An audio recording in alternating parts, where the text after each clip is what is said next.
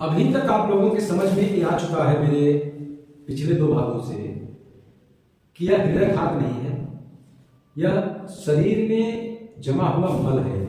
बिल्कुल शुद्ध तरीके से कहा जाए तो शरीर में जमा हुआ मल शरीर में जमी हुई गंदगी, जो कि शरीर के पूरे ड्रेनेज सिस्टम को ब्लॉक कर रही है। बस अब इसकी सफाई के लिए जो उपचार बताए गए हैं, जो उपाय बताए गए हैं, उनमें हमारे यहाँ सबसे प्रमुख है शौच, मल त्याग, मूत्र विसर्जन, मूत्र त्याग। ये सब सही से होना चाहिए। सही से मतलब कि जैसे कि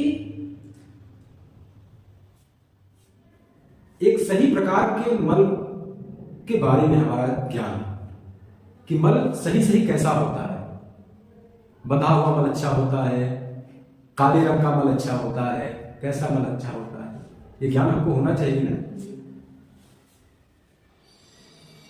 सबसे बड़ी चीज है कि मन में अगर बदबू आ रही है तब तो आप घातक अवस्था में है। बाकी चीजें तो बाद में देखा जाएगा, भाई वैदिक की बात हो गई कि जो विशेषज्ञ होगा वो जानेगा। लेकिन मन में अगर आपके तीव्र बदबू आ रही है, आपके शरीर के बगल से पसीने में तेज बदबू आ रही है, इसका मतलब है कि पेट में सड़न जबरदस्त आपके चल रही है। अब कभी भी आपका टिकट कर सकता है। ये दो लक्षण ये नहीं है तो फिर सामान्य बात है, बहुत घबराने की जरूरत नहीं। जिन लोगों को हृदयघात के नाम पर या जो ये मृत्यु हुई है इस तरीके से रहस्यमयी मृत्यु, इन सब में एक दो लक्षण थे। इनके मल से बदबू आता था, पेट ठीक से साफ नहीं होता था और पसीने में बदबू थी। कई परिवारों से मेरी बात हुई, सबने इन दोनों लक्षणों की पुष्टि की। इसका मतलब है कि शरीर में गंदगी, शरीर में सड़न, शरीर में जो ड्रेनेज सिस्टम है उसमें ब्लॉकेज, ये बहुत सामान्य सी समस्या है। इसको साफ करने के लिए भाई ये समस्या ना हो तो सप्ताह में कम से कम एक बार व्रत रहे। सप्ताह में कम से कम एक बार व्रत रहे। नहीं एक बार व्रत रह सकते हैं तो एक मैं विशेष व्रत बता रहा हूं। ये व्रत जो है भगवान धन्वंतरी के लिए रहेगा। भगवान धन्वंतरी ही क्यों? भगवान धन्वंतरी ही इसलिए क्योंकि यदि आप राजस्व काम है तो राजस्व में जाएंगे, जिला पंचायत काम है तो जिला पंचायत में जाएंगे, विकास भवन काम है तो विकास भवन जाएंगे। तो भगवान धन्वंतरी ही स्वास्थ्य के देवता है। उसके लिए तो फिर आपको उनकी शरण में ही जाना होगा। भगवान धन्वंतरी का एक व्रत मैं बताता हूं आपको, इसको आप आजीवन करिए, बहुत आसान है। आप 12 घंटा जो भी खाना पीना है खाइए पीजिए और 12 घंटे का व्रत करिए। और उस व्रत में आप केवल और केवल पानी पीजिए। बस जैसे आप सुबह 5 बजे से लेकर शाम के 5 बजे तक, लेकिन ये थोड़ा कठिन होगा भाई, दिन में खाना हम रोक देंगे कैसे? आप दिन भर खाइए पीजिए जब तक आपको काम करना है। आप रात में शाम को 5 बजे से या शाम को 6 बजे से सुबह 6 बजे तक वैसे भी सोना ही है। इस टाइम कुछ मत खाइए, केवल पानी पीजिए जितनी प्यास लगे। दूसरा, सफाई की बात है तो इसमें पानी का बड़ा महत्वपूर्ण रोल है। आपका वजन जितना है उसके बटा 10 कर दीजिए। जैसे यदि आपका 70 किलो वजन है तो बटा 10 हो गया 7 लीटर पानी आप दिन भर में ले लीजिए। और उसमें भी सुबह ज्यादा लीजिए। सुबह 2 लीटर 3 लीटर तक पानी पीजिए। आप डरिए मत।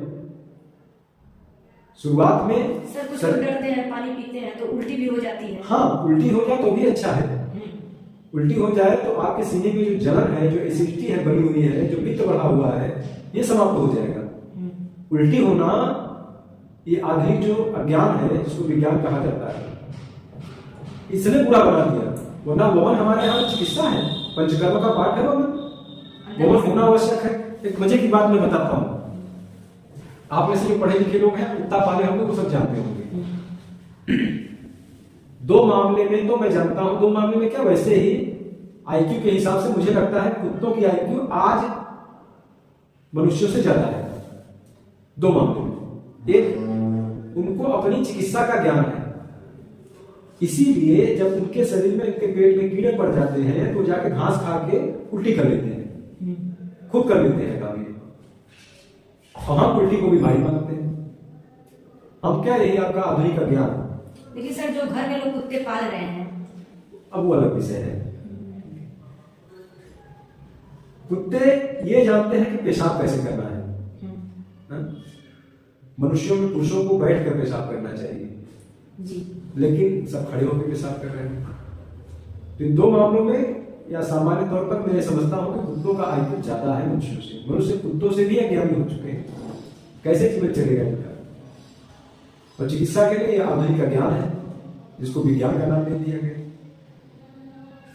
तो इस शरीर की सफाई, पानी खूब पीजिए और एक यही व्रत कर लीजिए, जितने रोग हैं सब नष्ट हो जाएंगे और कोई नया रोग आपको जीवन पर होगा नहीं। यदि आप स्वस्थ हैं तो भी करें, यदि आप बीमार हैं तो भी ये दो काम करें, और आप भूल जाए कोई हृदयघात या कोई ऐसी बीमारी जो चल रही है, ये आपको परेशान करने पाएगी। सर जैसा आपने कहा था पिछले वीडियो में कि लोगों में मृत्यु की दर इसलिए बढ़ गई है कि लोग पश्चिम की तरफ ज्यादा भाग रहे हैं, तो पश्चिम देश की किन चीजों के प्रति लोग आकर्षित हो रहे हैं जिन कारण मृत्यु की दर बढ़ गई है? चलिए, पश्चिम की तरफ जाना मतलब जीवन में अज्ञान का आना। यह बात तो हमें सूर्य भी सिखाता है। सूर्य पश्चिम की तरफ जितना जाता है उतना ही अस्त होता चला जाता है जी। ज्ञान जो है पूरब की तरफ ही है जी। और सबसे परिष्कृत ज्ञान जो सुबह सुबह का ब्रह्म मुहूर्त के बाद जैसे सूर्योदय होता है, सबसे निर्मल किरणें, वो तो हमारे यहां ही हो रही है ना, पूरब की तरफ ही हो रही है। जी। तो पश्चिम की तरफ जाना मतलब मैं ये कह रहा हूं कि पश्चिम की जलवायु, पश्चिम का वायुमंडल, पश्चिम का क्लाइमेट अलग है यहां से।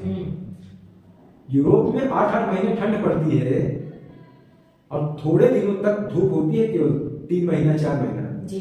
तो जब धूप होती है वहां पर, तो वहां पर लोग कपड़े बहुत कम पहनते हैं ताकि उनके शरीर में सोलर एनर्जी मिल सके। और यहाँ कपड़ा कम पहनना फैशन है जी।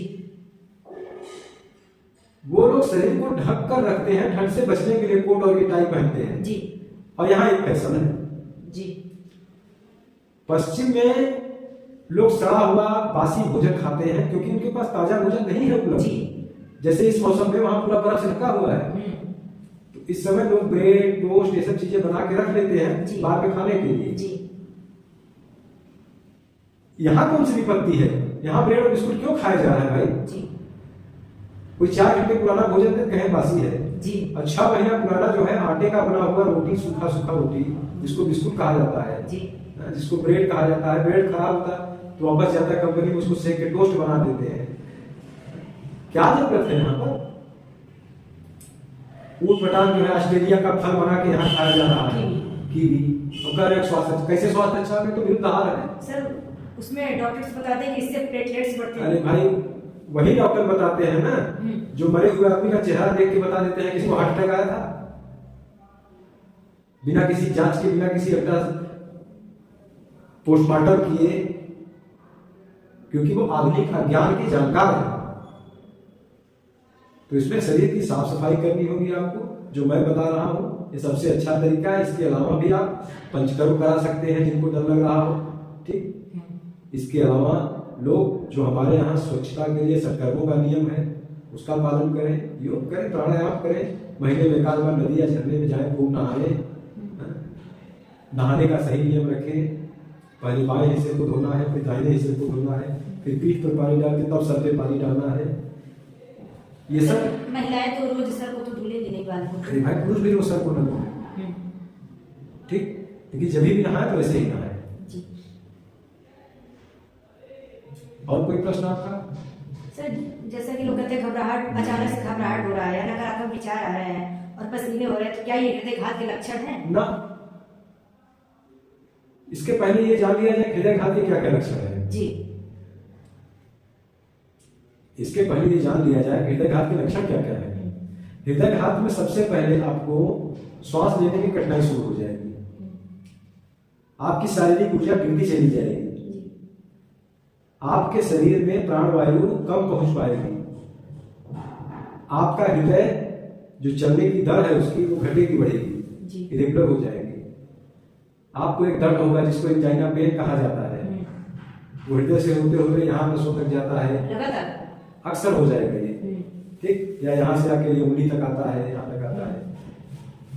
हृदय के रोगियों में पीड़ा बाएं तरफ ही होगी जी, ये बीच में या दाहिने तरफ नहीं होगी। यहाँ जैसे अगर बीच में या दाहिने तरफ हो रही है तो ये एसिडिटी है। यहाँ पे हाँ, बीच में एसिडिटी है। तो पहले हृदय घात के लक्षणों को तो जाने। जी, अगर ये लक्षण नहीं है तो फिर आप गैस के मरीज हैं, सीटी के मरीज हैं, पेट के मरीज हैं, वही कब्ज जमी हुई है, आपका ड्रेनेज सिस्टम ब्लॉक है, उसको साफ करिए। उसको साफ करने के लिए तमाम औषधियां हैं, उनका प्रयोग करिए। लेकिन हाँ, पानी खूब पीजिए, अपने शरीर का 10वां हिस्सा सुबह ज्यादा मात्रा में, और ये 6 से 6 व्रत रखिए। 6 से 6 कुछ नहीं खाना है, 12 घंटा देना है मुझे। अरे भाई, आपके किचन में 24 घंटा अगर काम चलता है तो सफाई कब होगी? जी, सही बात। उसकी सफाई के लिए आपको समय देना होगा ना। आपका शरीर लगातार काम करता रहेगा तो अपनी सफाई कब करेगा? उसकी सफाई के लिए भी आपको समय देना होगा उसे।